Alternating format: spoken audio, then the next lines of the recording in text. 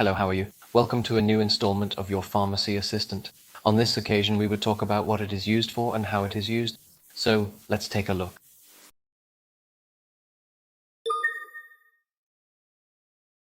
Hey everyone!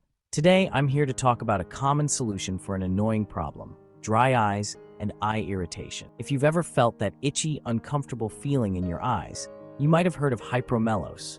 So, what exactly is it?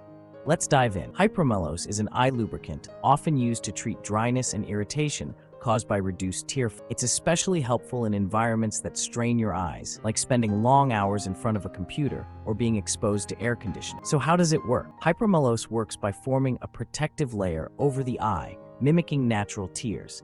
This not only soothes the eyes, but also helps keep them moist. Now let's talk about how to use it correctly. For general dryness, a typical dose might be 1 or 2 drops, 3 to 4 times a day. However, always check the specific instructions on the packaging or consult with your doctor to tailor it to your needs. While Hypromellose is helpful, it's not without side effects. Some people might experience temporary blurry vision or a slight stinging sensation.